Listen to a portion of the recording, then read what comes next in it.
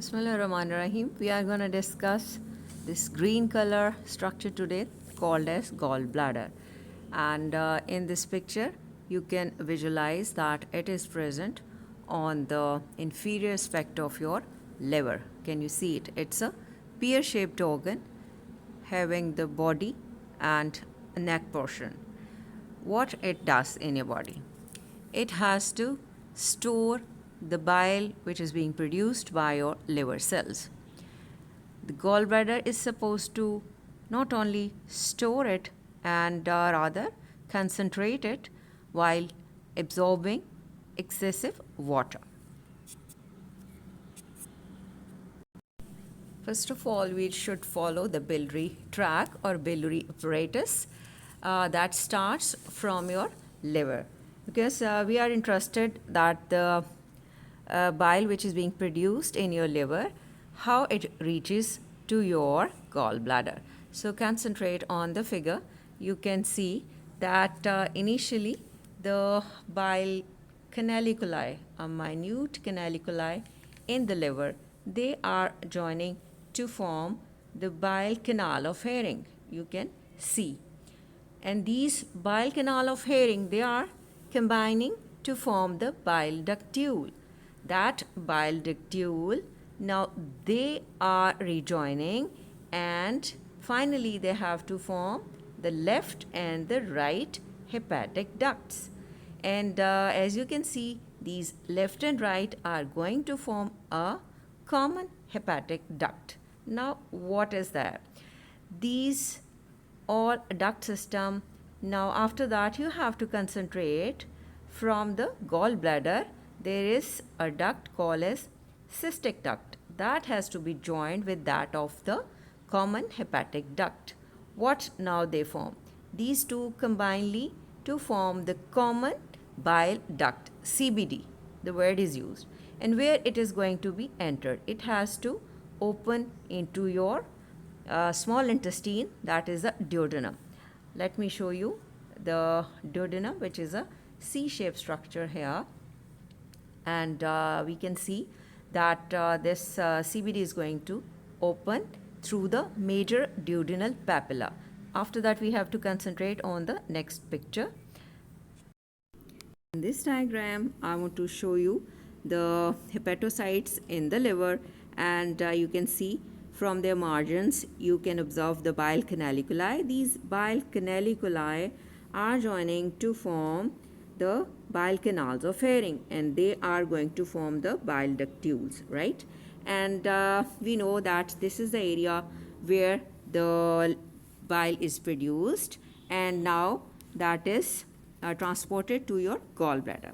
And we have to learn that the gallbladder doesn't have any glands, but if its neck region is focused, that would be addressing simple tubuloacinar glands, and they are meant to secrete mucus into the bile. That is all about your bile duct system. In this diagram, we have to reconsider again various duct system. You can see green colored map of the biliary apparatus and the bile which is present in your gallbladder. Then you can see the reddish color, that is a C-shaped cut duodenum, and on its left side the pancreatic part is being shown. Now let's see what parts all around are there. The left hepatic and right hepatic, they are going to form the common hepatic duct. This will join the cystic duct. Combinedly they have to form CBD or common bile duct. That is going to be entered into your duodenum. It's in its second part through the major duodenal papilla.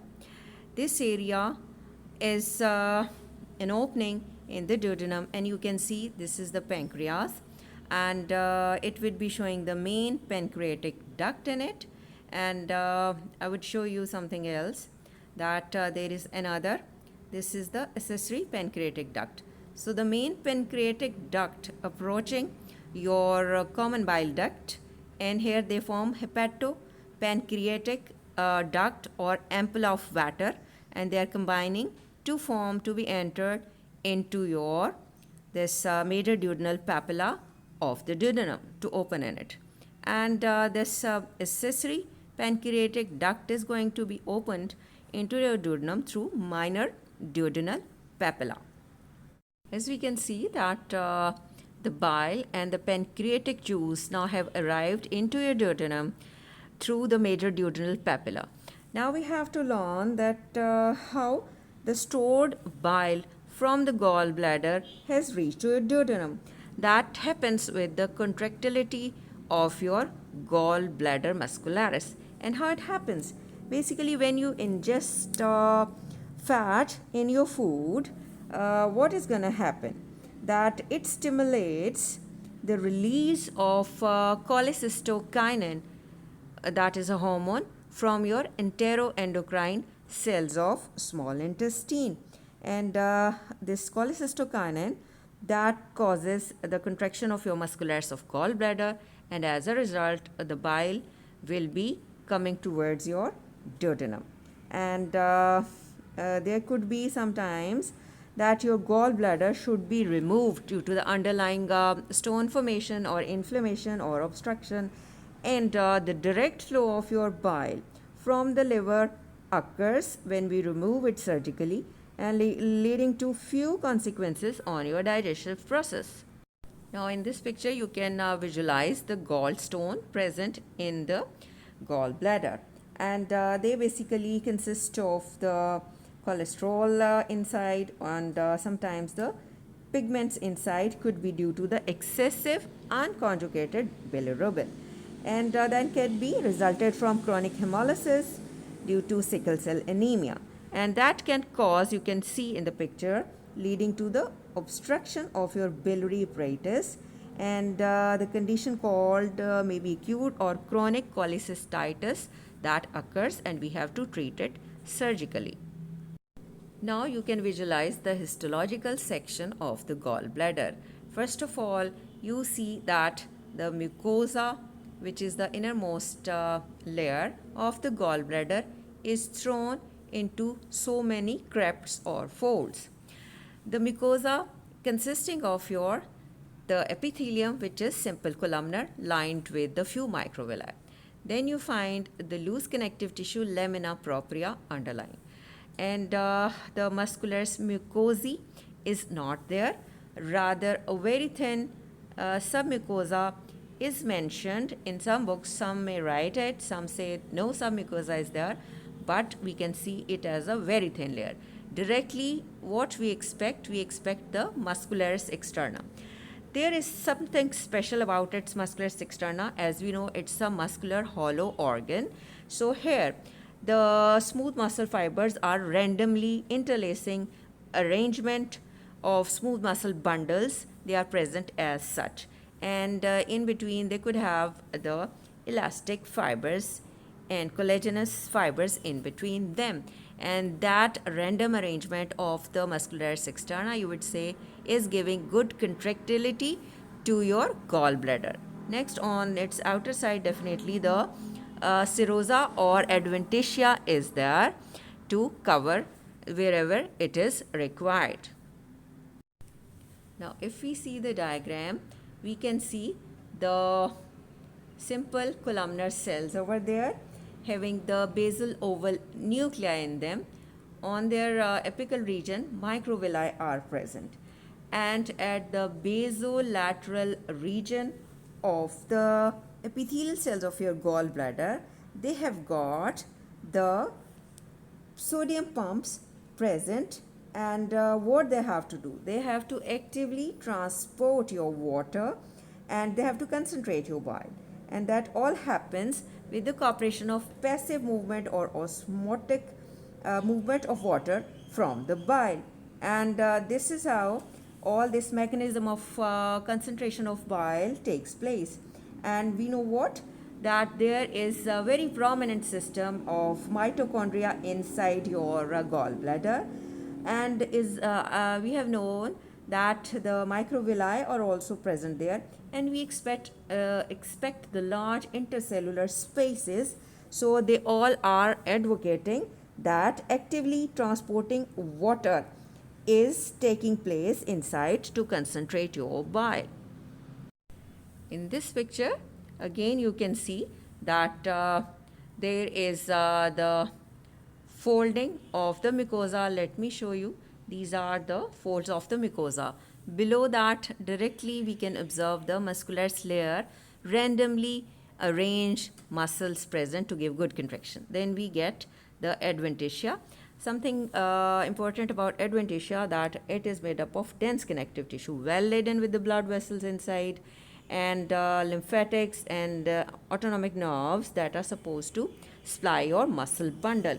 And adventitia basically covers the gallbladder where it attaches your liver, and on the inferior surface where it is covered by visceral peritoneum is lined with the serosa. These are the few things we have to learn about the gallbladder. This is the schematic sketch. We can see that the mucosa is there, the muscularis externa is there, and you can see the serosa as well. So we have learned from all these pics that the gallbladder has to, you would say, concentrate your bile. How? By the osmotic absorption of water, and that happens secondarily to your active transport via sodium pumps. And we have mentioned where they are located, at the basolateral, you would say, plasma lemma of your columnar epithelial cells of the mucosa. And whenever there is a contraction of the smooth muscle, how it is happening, we have to mention the contraction is taking place definitely via innervation, but the reason, the secretion of cholecystokinin, the hormone, by the enteroendocrine cells of your small intestine. There are a few things we have to remember. And in this slide, you can visualize various mucosal folds which we can observe under microscope of the gallbladder, and how we can identify. These are the temporary foldings. These are vanished whenever the gallbladder is full, and they are different from the villi, which are permanent feature of your small intestine. So we can differentiate the gallbladder that they are not having villi, they do not have any glands inside, but if the neck region of the gallbladder is there, they can address some branch, you would say, tubuloacinar glands. But usually if somebody asks, you would say there are no glands in the gallbladder on the whole. But if the neck region is focused, we can expect simple tubuloacinar glands to secrete mucus into bile. These are the few details we have to discuss under the heading of gallbladder. Thank you very much.